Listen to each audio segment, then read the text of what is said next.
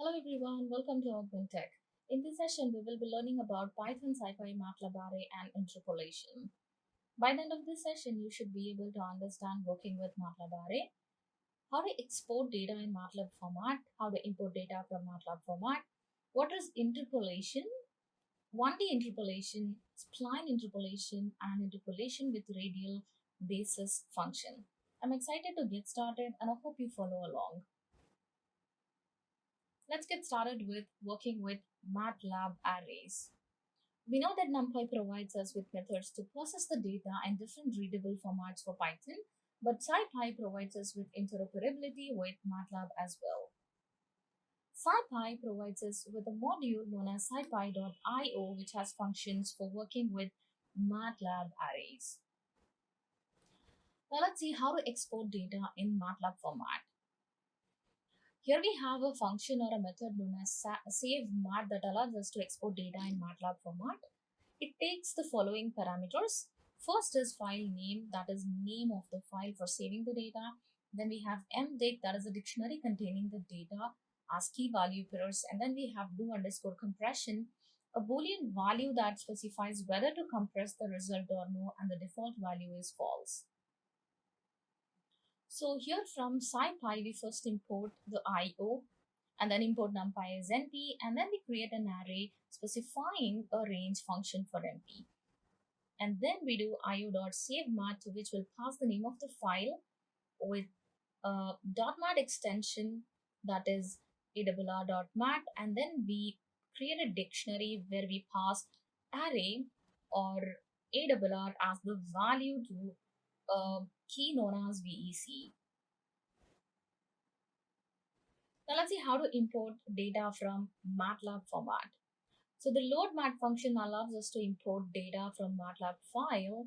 This function can take only one required parameter, that is the name of the file, the file name of the saved data, and it will return a structured array whose keys are the variable names and the corresponding values are the variable values.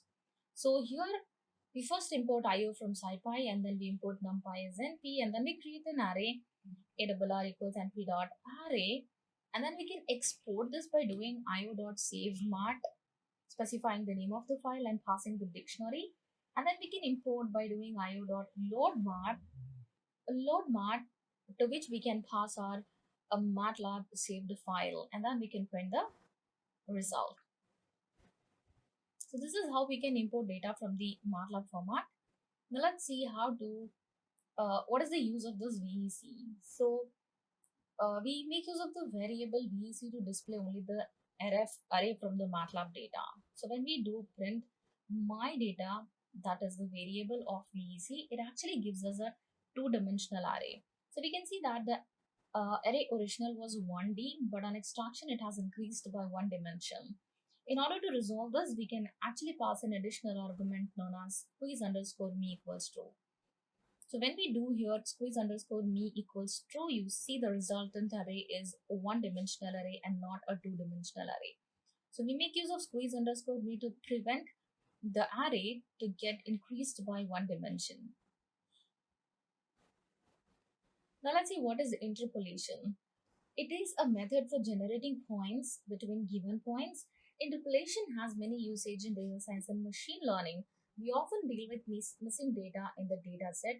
In order to clean the data, so we have missing data, that is NaN values, and interpolation is often used to substitute those values. So once we collect the data is not in a structured format in order to carry out the analysis process. So as to get the data into a proper structured format, we need to handle the missing values. And interpolation is one of those methods that helps us to deal with the missing data by substituting those values. This method of filling values is called imputation. Apart from imputation, interpolation is often used where we need smooth discrete points in a data set. Now let's see how to implement it in SciPy. So SciPy provides us with a module called scipy.interpolate, which has many functions to deal with interpolation. We have 1D interpolation, spline interpolation, and interpolation with radial basis function. So we will be looking at all these three one by one. Now let's see what is 1D interpolation. So the function interp1d is used to interpolate a distribution with one variable or univariate data. It takes x and y points and returns a capable or callable function that can be called with the new x and the corresponding value for y. And then we can do scipy dot interpolate, import interp1d function, and then import numpy as np. And then we can actually create a range of numpy array, and then we can have a point y that does the times of point x, times 2 of point x and plus 1. So here we pass the x and y points to our inter p1d function, and then we can create a new array out of it. Now let's see what is the spline interpolation. So in 1D interpolation, the points are fitted for a single curve, whereas in spline interpolation, the points are fitted against a piecewise function defined with polynomials called splines. So here the univariate spline function takes the xs and ys points and produce a callable function that can be called with new xs. There we go. Here we again import univariate spline from scipy.interpolate, and then we create xs and yx points, and then we can do the univariate spline on those points and then create a new array out of it. And then we have interpolation with radial basis function.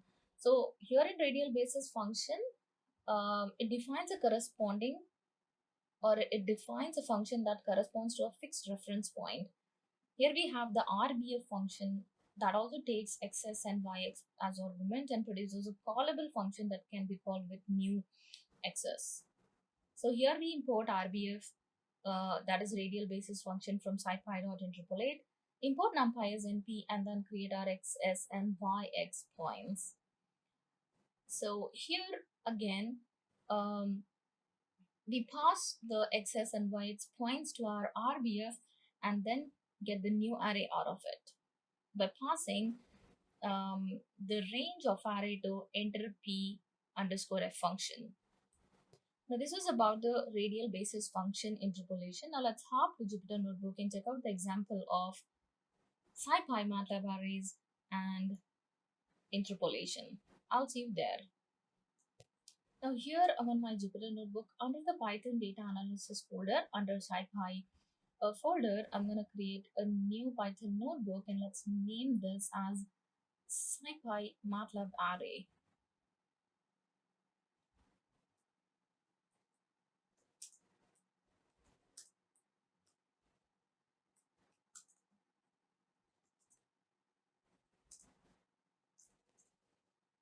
Scipy Matlab arrays. And then here I'm going to write a heading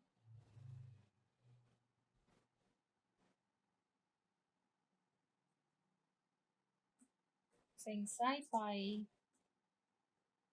Matlab arrays, and then a markdown that says scipy provides us with a module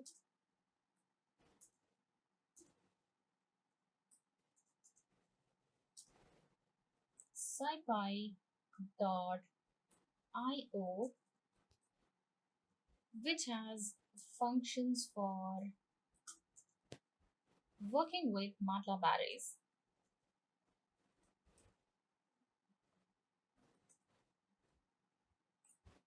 Now let's see how to export data in Matlab format. So I'm going to write also heading here saying exporting data in Matlab format.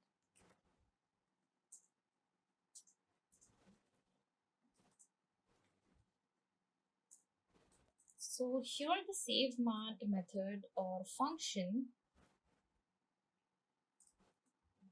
let's change this to markdown first, and then let's say the save mat function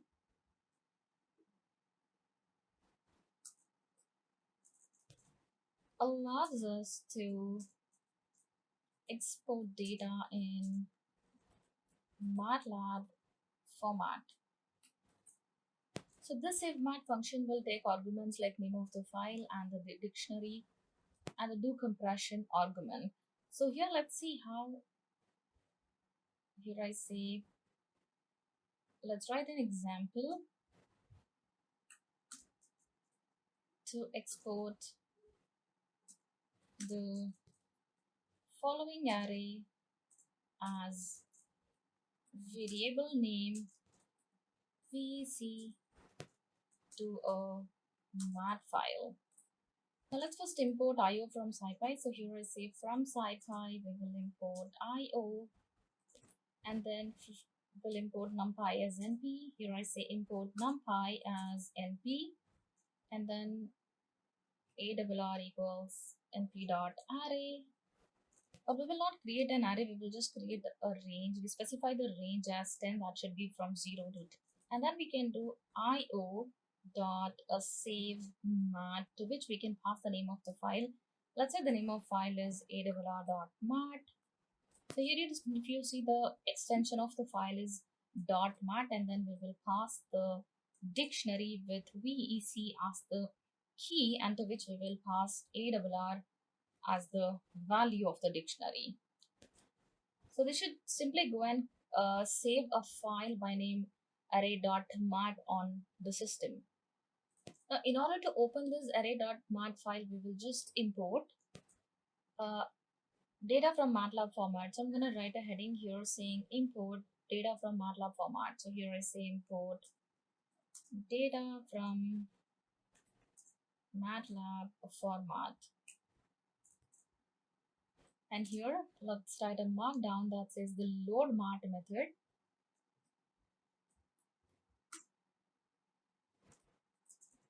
our load mat function allows us to import data from Matlab format or a Matlab file, and this function will only take one required parameter, that is the name of the file that we want to import or open. So here I'm going to do from SciPy import IO and then import numpy as np. Now let's create an array ARR equals np dot array. Let's pass the values as 0, 1, 2, 3, 4, 5, 6, 7, 8 and 9. So here we have total 10 values starting from 0 to 9. And then let's see how to export first. So I'm gonna do io dot save mat, and then let's pass ARR dot mat, and then the dictionary having the key VEC, and passing our array as a value to the dictionary. And now let's go and see how to import it. So for import, we will be using this load mat function. So here I do io dot load mat, to which we will pass our array dot mat file. Let's assign this to some variable so as to print. Let's say this is data equals, and then I'm going to print this data. And there we go. This is how the output looks like. So here you see it specifies the header of the Matlab file, the date on which it was created, and the version of the matplot file, and then also the array which we are actually passing as a value to our VEC key. So this VEC here is actually a variable which displays only the array from the Matlab data. Now let me try printing this VEC. So here I do something like print data of VEC, and if I run this, you see I actually end up getting a two-dimensional array as the result. So if you see, the array is actually expanding to a two-dimensional array, but if you notice, the array here is actually our original array is just one dimension array. If you see here, this is my one dimension array, this one, So what we can do is while importing, so I can just add a parameter. Let's say data equals io dot load mat, and then pass in array dot mat, comma, here I say squeeze underscore me equals true. So when I pass this and then print the data, or print data of VEC variable, it should be returning us one dimensional array. So when we pass the squeeze underscore me equals true, our two dimensional array would again be reduced to single dimension as the original array. Alright, so this is all about SciPy MATLAB arrays. Now let's see interpolation. So I'm gonna go back to my SciPy folder, inside which I'm gonna create a new file or a new Python notebook, and let's name it as SciPy interpolation.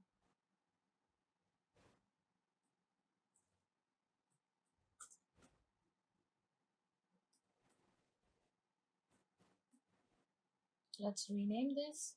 Let's add a heading here that says SciPy interpolation.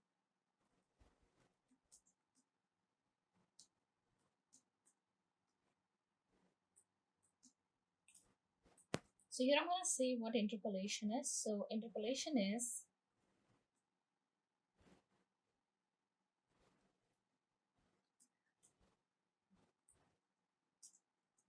a method for generating points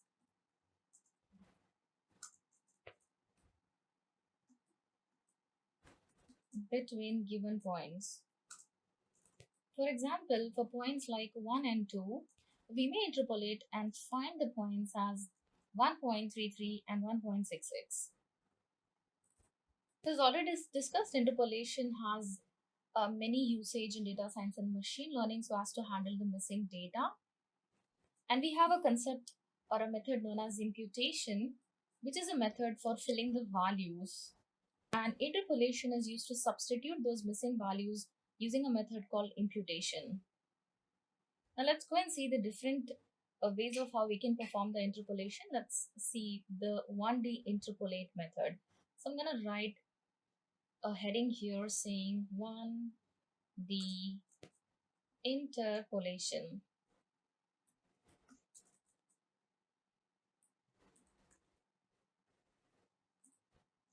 Now let's have a markdown here that says the function interp1d is used to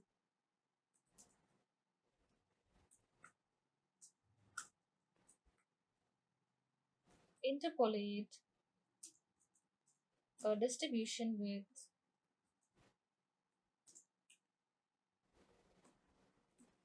one variable. Now let's have an example of this. So here I say for given, let's say for given xs and ys points or variables, interpolate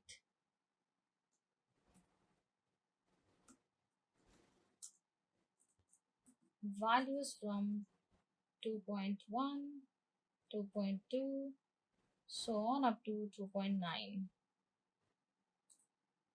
Then I'm gonna do from scipy dot interpolate import inter1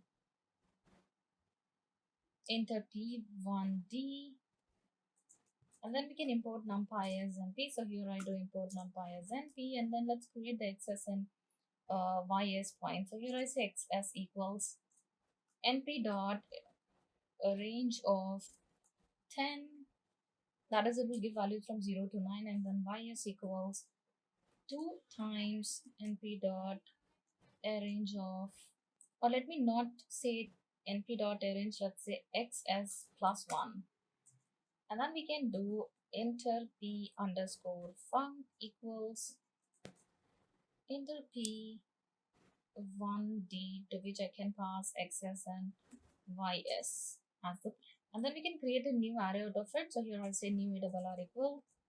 I can say entropy underscore func and then np dot a range of 2.1, 3 and 0.1, and then I can just print the new array. Let's go and check the output.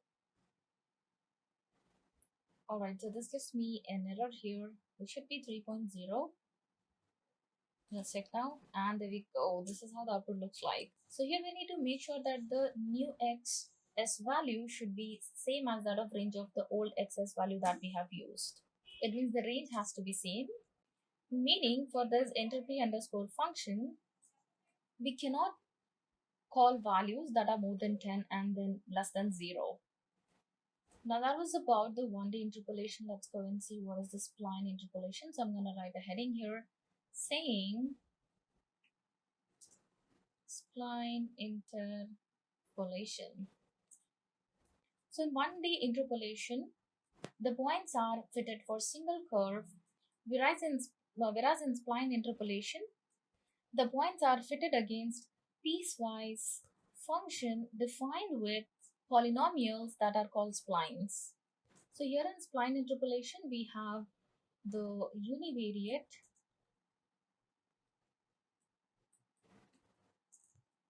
spline function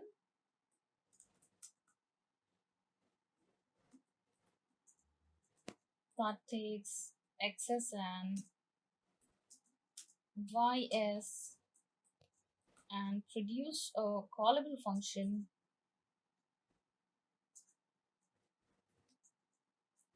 that can be called with new xs. Now the piecewise function here is a function that has different definitions for different ranges. Now let's have a look at the example of a spline interpolation. So here I say we'll find the spline interpolation. Find the spline interpolation or find the univariate interpolation. Find the univariate spline interpolation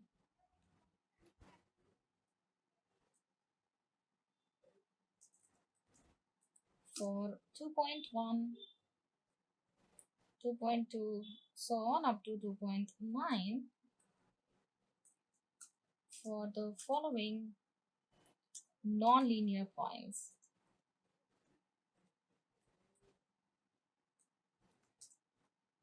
Alright, so here what we will do is we will first import from scipy dot interpolate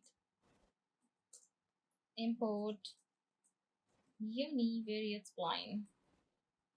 Make sure to write the u and s caps here, and then we can import numpy as np. So here I'll say import numpy as np, and then let's create the points xs equals np dot a range of 10, and then ys equals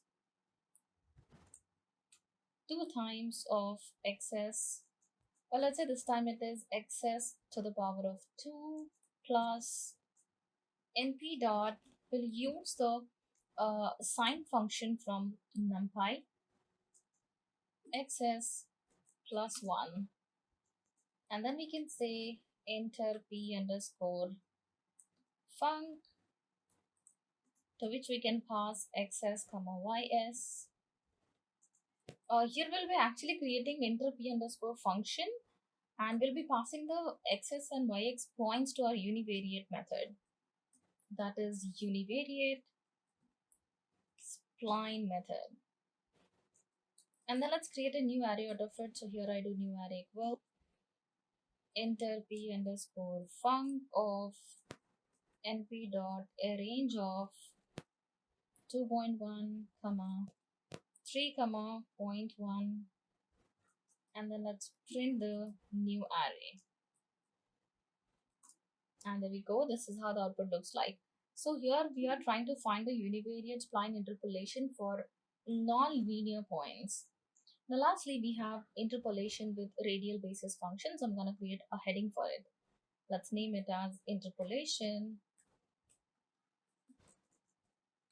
with radial basis function, that is RBF method. So here radial basis function is a function which is defined to a fixed corresponding point. So here I say radial basis function is a function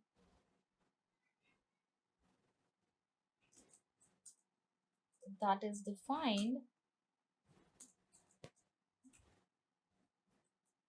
corresponding to a fixed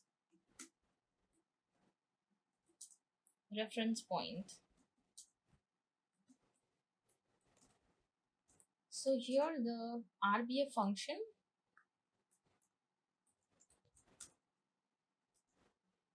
takes x's and y's points as arguments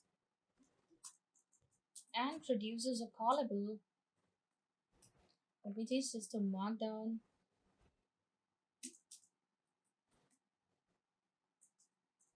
callable function that can be called with new xs point. Let's have a look at the example. So here I say interpolate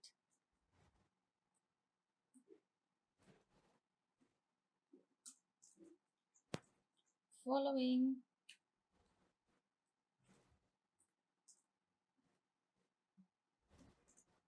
xs and ys using RBF and find values for 2.1, 2.2, and so on up to 2.9. So here we'll first import from scipy dot interpolate. Let's first import the RBF. Here I say RBF, and then we can import numpy as np, and then points xs equals np dot a range of 10, and then y is equals xs to the power of 2 plus np dot sine of x as plus of 1. And then I can say enter p underscore func equals RBF function, to which I'm gonna pass xs comma ys, and then let's say new array equals enter p underscore func, and then np dot range of 2 comma 1 comma 3 comma 0.1, and then I'm gonna print new array. Let's go and check the output, and there we go. This is how the output looks like. So here we have seen how to interpolate the x and y points using the radial basis function of a scipy and find the values ranging from 2.1 to 2.9. So this is how the output looks like. Now that was all about the scipy interpolation. So here we have seen that the interpolation is a method for generating points between given points. We have seen the different ways of using interpolation, like 1D interpolation that works with distribution of one variable, and then we have seen spline interpolation, that is univariate spline function taking the x and y points and producing a callable function that can be called with the new value of x's, and the new value of x's should be within the same range as that of the old x's. And then we have lastly seen the interpolation with radial basis function, which is defined corresponding to a fixed reference point. So again, this RBF function takes x's and yx's arguments, and that produces a callable function that can be called with new xs. And again, we need to make sure that the new xs is in the same range as that of the old xs. So that's all for this session. Hope you enjoyed this session. We'll see you in the next.